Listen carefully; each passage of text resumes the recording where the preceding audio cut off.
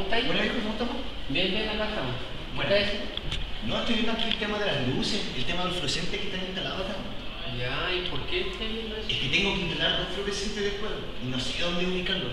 Pero mueve un poco más eso y colócalo ahí donde mejor cabe. ¿Sí? Yo creo que sí. Yo creo que no, porque eso tiene que hacer unos cálculos, ¿no es cierto? Ubicar mejor las luces. Yo creo que entra el tema de la luminotecnia.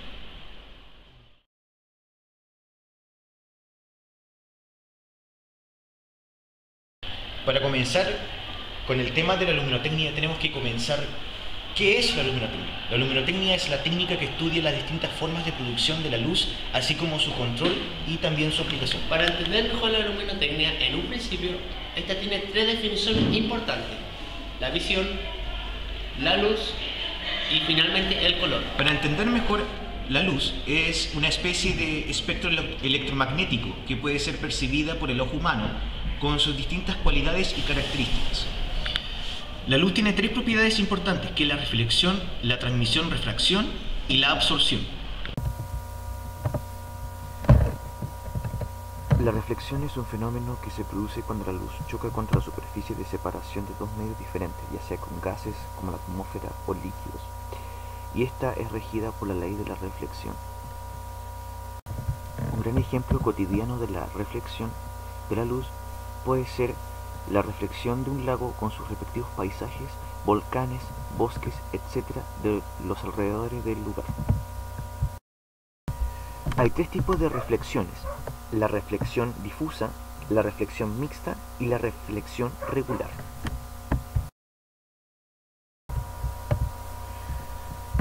Otra propiedad de la luz es la refracción. Se produce cuando un rayo de luz es desviado de su trayectoria al atravesar una superficie de separación entre medios diferentes. Esto se debe a que la velocidad de propagación de la luz de cada uno de ellos es muy diferente a la de la otra.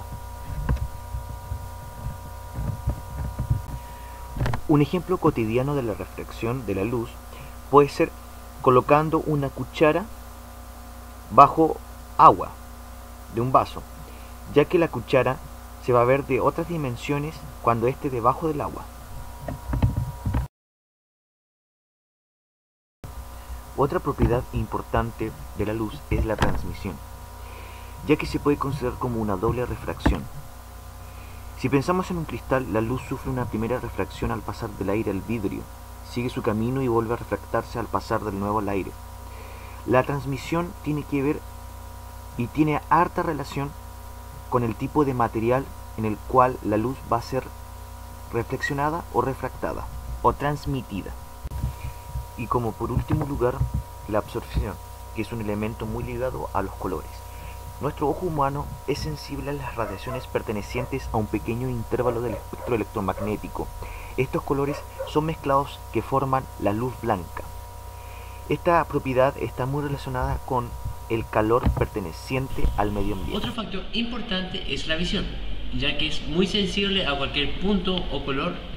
Es toda la acción de ver y es primordialmente controlada y ejecutada por el ojo humano, ya que cumple un rol fundamental en la forma de ver las cosas u objetos.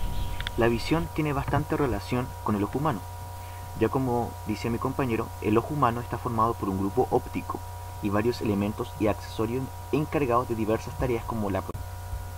Para comprender mejor la visión, tenemos que tomar en cuenta dos conceptos importantes: la acomodación y la adaptación. La acomodación es la capacidad del ojo para enfocar automáticamente objetos o cosas situadas a diferentes distancias. Y en otra parte está la adaptación. La adaptación es la propiedad del ojo para ajustarse automáticamente a cambios en los niveles de iluminación, como la temperatura o el calor. Hay diversos factores que influyen en la visión, dentro de los cuales 4 son importantes: el tamaño, la agudeza visual, el contraste y por último, el tiempo.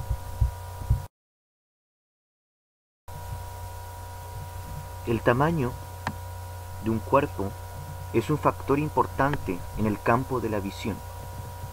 ya que con rapidez se puede distinguir.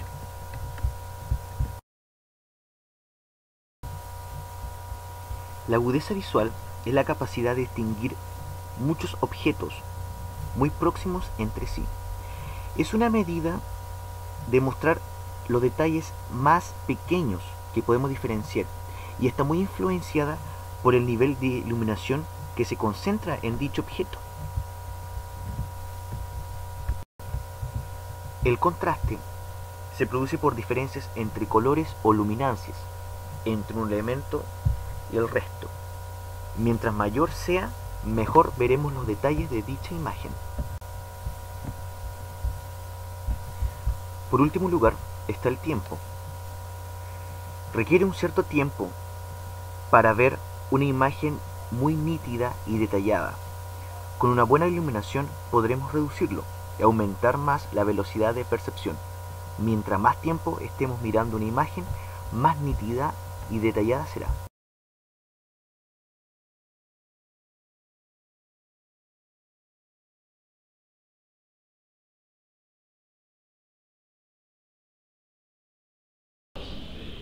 Y por último, el color.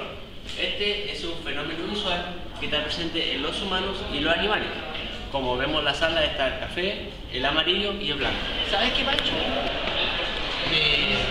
Me interesó tu tema. ¿Sí? ¿Te gustó? Sí. Oye, ¿y si mejor investigar? Ya, yo me apunto. Ya, vamos.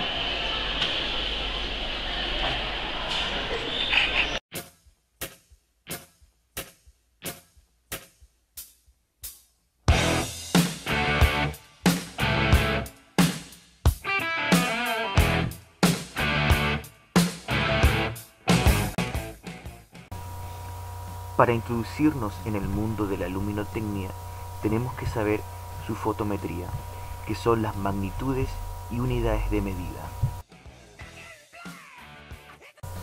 Las magnitudes más importantes son el flujo luminoso, la intensidad luminosa, la iluminancia, el rendimiento luminoso y por último, la cantidad de luz presente.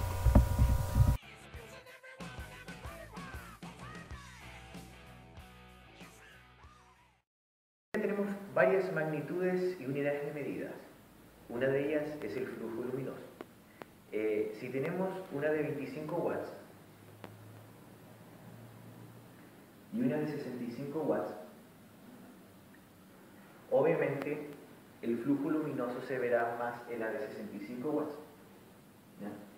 El flujo luminoso es la potencia, ¿no es cierto?, que se ve reflejada en la radiación de la iluminación, en este caso en una bombilla, en una ampolleta, como se ve en el caso de 65 watts, que obviamente su unidad de medida es el lumen. Es el lumen.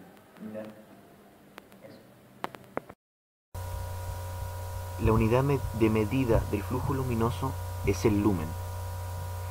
Para entender mejor el flujo luminoso, es la potencia emitida en forma de radiación, en forma de luz, en la que el ojo humano es sensible, en este caso es visible. Hay que tener en cuenta de que 1 watt de potencia equivale a 683 lumens de flujo luminoso. En el caso de la bombilla de 25 watts, serían 17.075 lumens de flujo luminoso.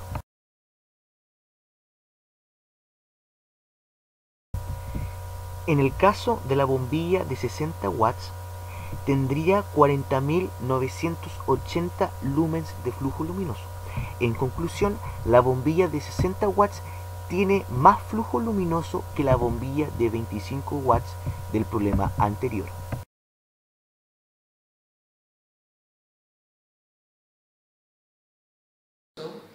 Nos da una idea de cantidad de luz que emite una fuente de luz. Por ejemplo, una bombilla en todas las direcciones del espacio. Por contra, si pensamos en un proyector, es fácil decir que solo ilumina en una sola dirección. Parece claro que necesitamos conocer cómo se distribuye el flujo de cada dirección del espacio y para eso definiremos cuál es la intensidad luminosa.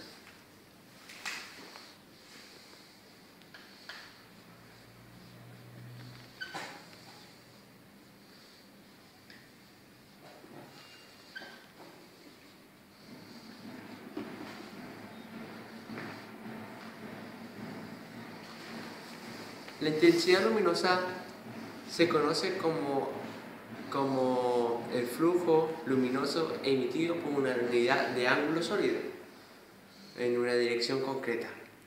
Su símbolo es I.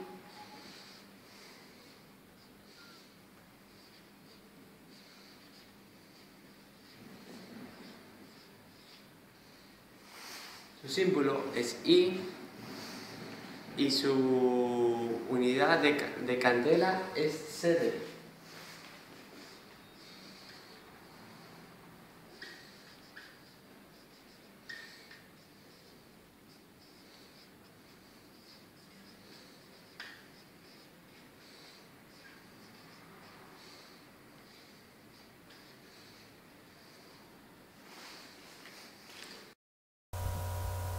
En pocas palabras, la intensidad luminosa corresponde al flujo luminoso emitido hacia una dirección concreta. Su unidad es la candela.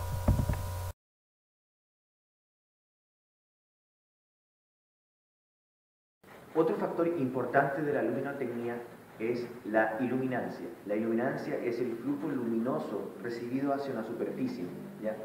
Su símbolo de la iluminancia va a ser el E, ¿ya?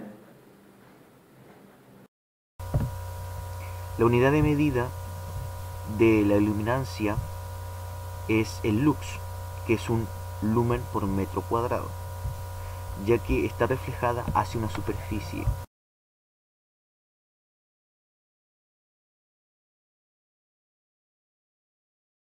Un aspecto importante de la luminotecnia es el rendimiento luminoso o la eficiencia luminosa, ¿no?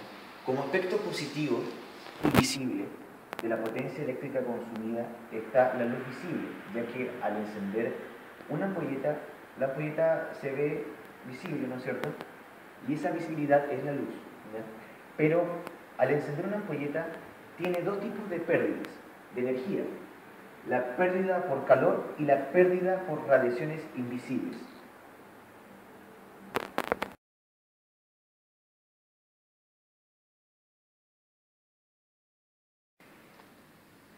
Bueno, ahora conoceremos la cantidad de luz.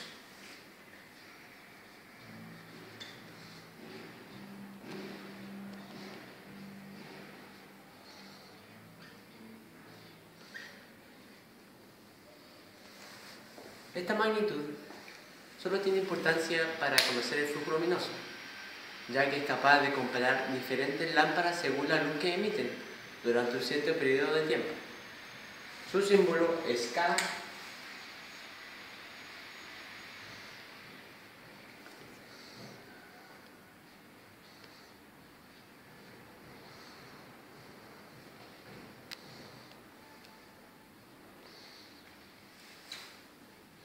Y su unidad es el lumen por segundo.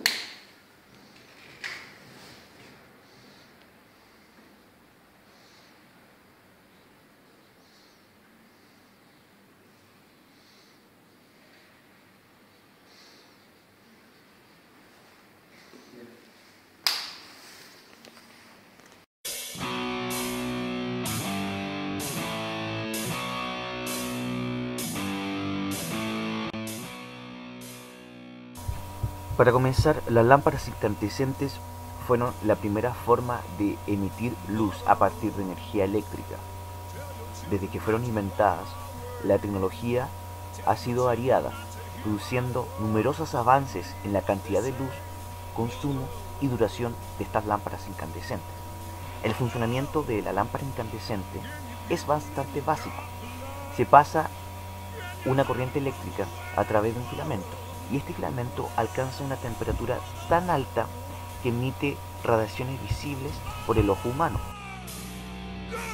Para comprender mejor las lámparas incandescentes, conoceremos el concepto de la incandescencia.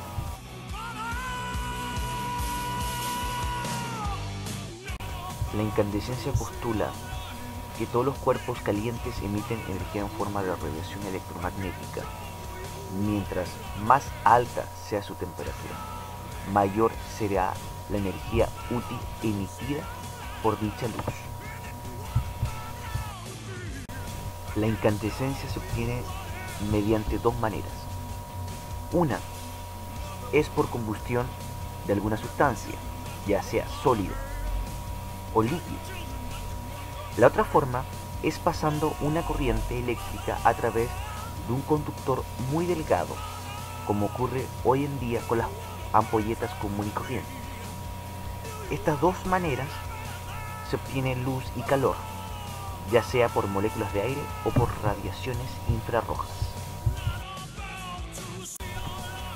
A continuación veremos las diferentes características y parámetros que posee una lámpara incandescente.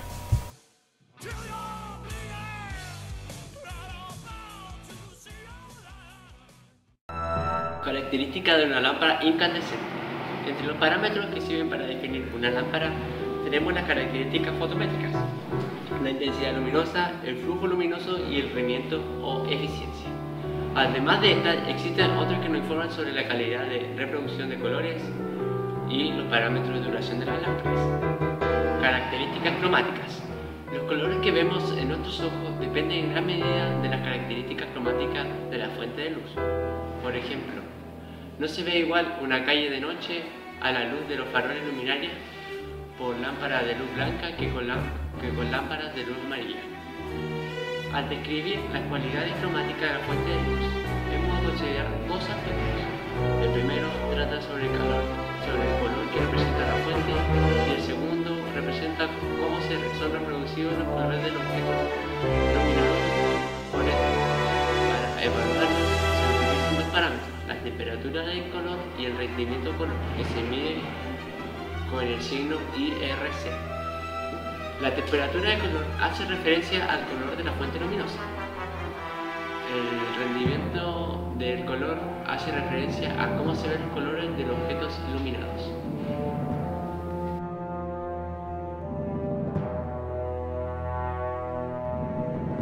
Importantes son las características de duración. La duración de una lámpara viene determinada básicamente por la temperatura de trabajo del filamento. Mientras más alta sea esta, mayor será el flujo luminoso, pero también la velocidad de evaporación del material que toma el filamento. Para determinar la vida de una lámpara, disponemos de diferentes parámetros según las condiciones de uso definidas. En primer lugar está la vida individual. La vida individual es el tiempo transcurrido en horas hasta que una lámpara se estropea, se echa a perder, trabajando en unas condiciones determinadas. La vida promedio es el tiempo transcurrido hasta que se produce el fallo de la mitad de las lámparas de un lote representativo de una instalación eléctrica, trabajando en unas condiciones determinadas. La vida útil es el tiempo estimado en horas tras el cual es preferible inscribir un conjunto de lámparas en una instalación a mantenerlas. Esto se hace por motivos económicos y para evitar una dificultad excesiva de los niveles de iluminación en la instalación de este valor sirve para establecer los periodos de reposición de las lámparas de iluminación. Y por último lugar, la vida media es el tiempo medio que resulta transcurrido y lo que se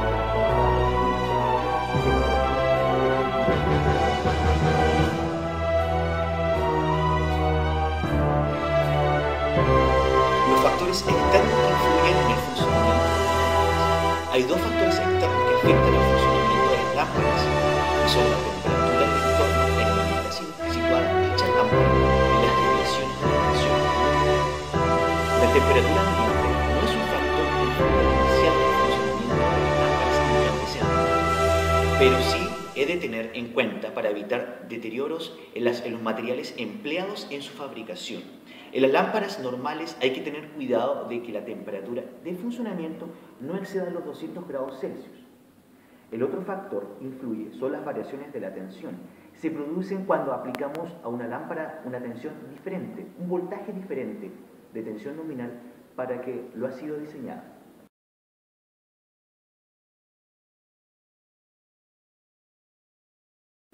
Parte de una lámpara.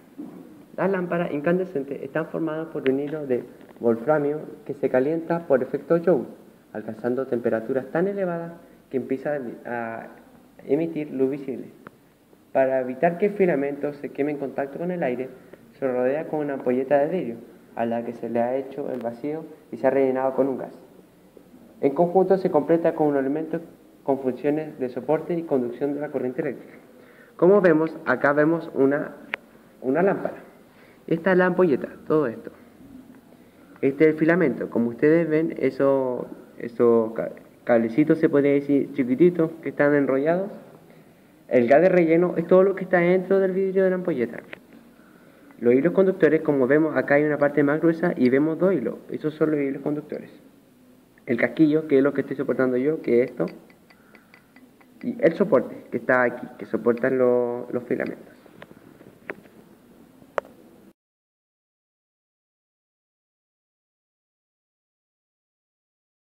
Hay dos tipos de lámparas incandescentes: las que contienen un gas halógeno en su interior de la ampolleta y las que no lo contienen.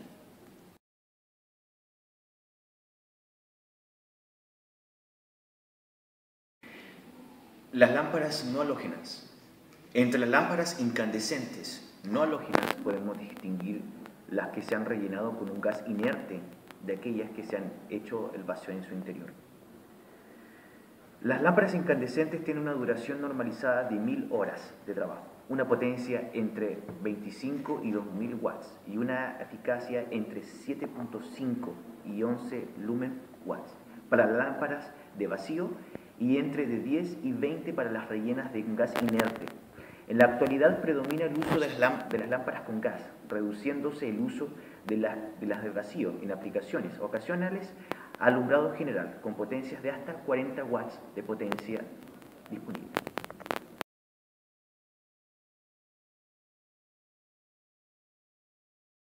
Las lámparas halógenas de alta y baja tensión. En las lámparas incandescentes normales, con el paso del tiempo se produce una disminución significativa del flujo luminoso que presentan. Agregando una pequeña cantidad de un compuesto gaseoso con halógenos, como el cloro, el bromo o el yodo, normalmente se usa el bromuro de wolframio. Es un gas de relleno que consigue establecer un ciclo de regeneración del halógeno que evita el ennegrecimiento de la ampolleta o de la lámpara. Cuando el tungsteno se evapora, se une al bromo formando el bromuro de wolframio. Como las paredes de la ampolleta están muy calientes, que superan los 260 grados Celsius, no se deposita sobre estas y permanece en estado gaseoso. Cuando el bromuro de wolframio entra en contacto con el filamento, que está muy caliente, se descompone en watts, se descompone en una potencia, ¿ya?, que se deposita sobre el filamento y el bromo que pasa al gas de relleno. Así el ciclo vuelve a empezar y la ampolleta se va a encender.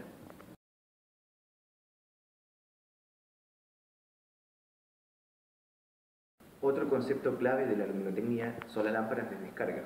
Las lámparas de descarga constituyen una forma alternativa de producir luz de una manera más eficiente y económica que las lámparas incandescentes.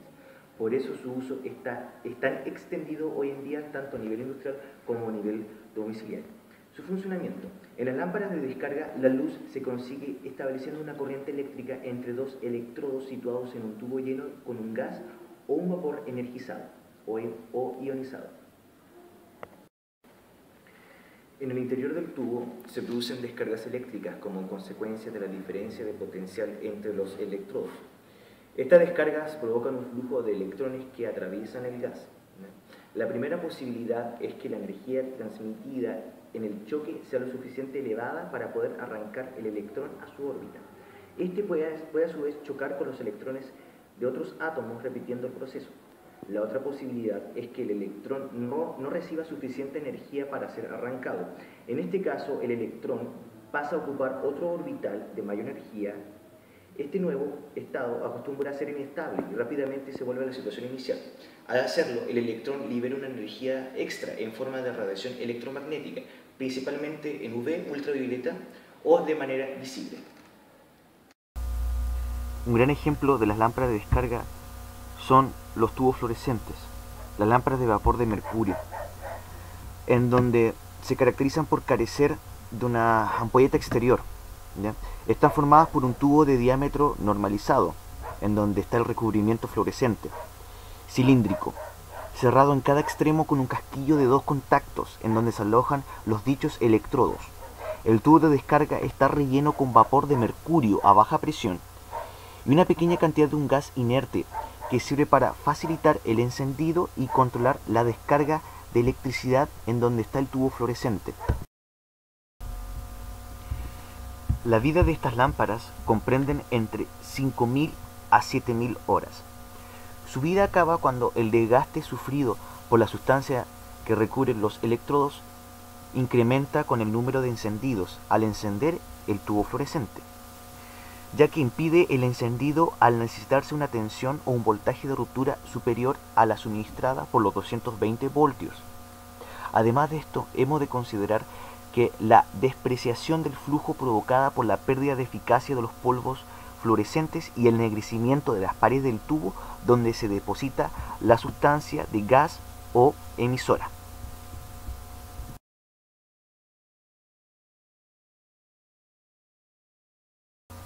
Como cualquier rama de la física, necesitaremos instrumentos de medición para comprobar las ciertas teorías que esta rama ejerce. En esta ocasión ocuparemos el luxómetro. El luxómetro es un instrumento para medir la iluminancia presente en ciertos lugares.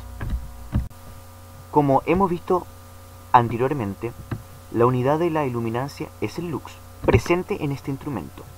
A continuación se va a demostrar una aplicación hecha en la sala de clases.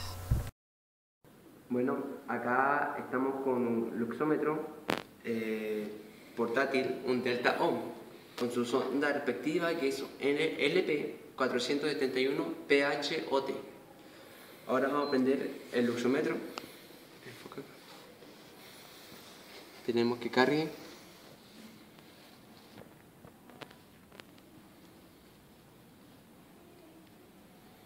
Están viendo todas las unidades de medidas que tiene para medir. Por nosotros la que ocupamos es el lux, que en este momento ya está. Como vemos, la intensidad de la luminancia que se ve ahora es de 187,18 y varía entre sí, más o menos por esa cantidad. Como ustedes ven, podemos ver que está bueno, ya que nosotros si tapamos esto, este es el que mide la luz. Si nosotros tapamos, debiera aparecer menos luminancia. Miren. Ahí como ven, llegamos a 2, a 3, a más no, porque está tapado y le llega menos luz. Y como ven, ahí vuelve a crecer. Ya. Bueno, anteriormente vimos cómo trabajaba la sonda con el luxímetro. Lo que vamos a llevar ahora va a ser a un ejemplo real, como lo es nuestra sala de clase. Prendemos el oxímetro, esperemos que cargue.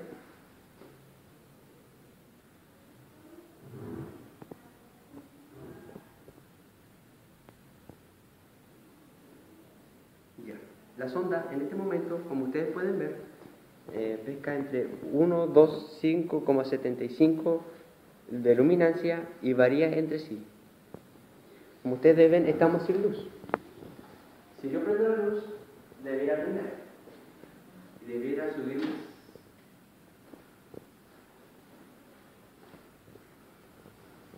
Miren la diferencia que tiene con luz y sin luz la sala de clase.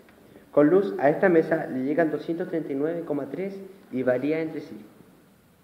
O sea, podríamos decir que mientras más luz, más luminancia pesca el oxímetro.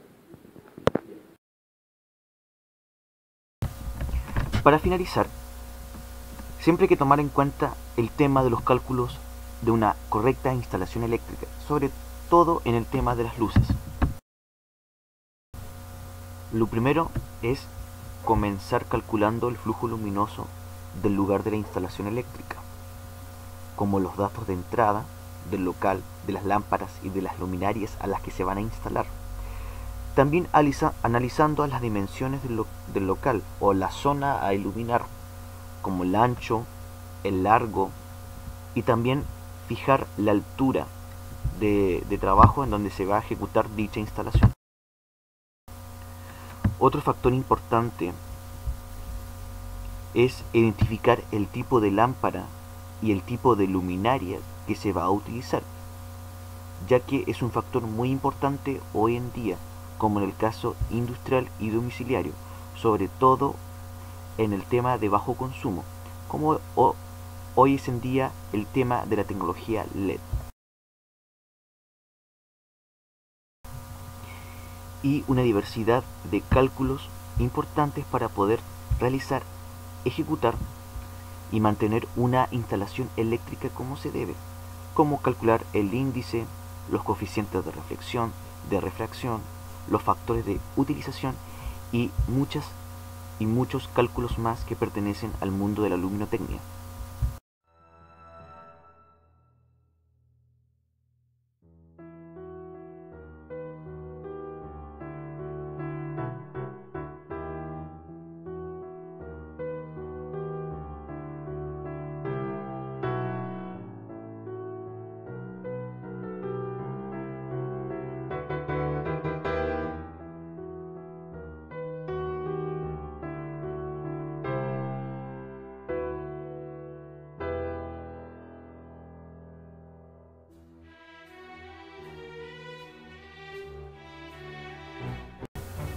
En este video de investigación se puede concluir que la luminotecnia es algo que no se lleva a cabo en el mundo industrial y laboral, sobre todo en Chile. Pocas son las reglas lumínicas que se respetan. Lamentablemente vivimos en un mundo donde prima la producción y el dinero, no la perfección. La prioridad número 1 es la seguridad y el bienestar de la persona. Sabemos que la electricidad es muy peligrosa, ya que nosotros no tenemos la conciencia madura de establecer la luminotecnia como algo primario en el día de hoy, ya que gracias a ella evitaríamos y trataríamos de lamentar diversas cosas y tragedias. Más que un video de investigación, es para fomentar la conciencia de la persona a evaluar este estudio y priorizarlo. Por eso que nunca te gane la indiferencia.